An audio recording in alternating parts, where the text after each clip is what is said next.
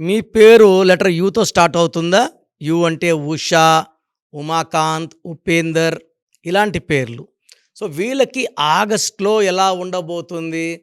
So, యూకి సంఖ్యాబలం 6. ఆగస్ట్‌కి అధిపతి 1 సూర్యుడు.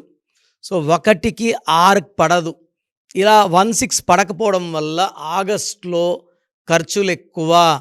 ఏ పని చేసినా ఆటంకాలు, అవరోధాలు, కోపం ఎక్కువవ్వడము అండ్ యాక్సిడెంట్స్ అయ్యే ప్రమాదం కూడా ఉంది కాబట్టి లెటర్ యు వాళ్ళు ఆగస్ట్‌లో లాంగ్ జర్నీస్ చేయకండి.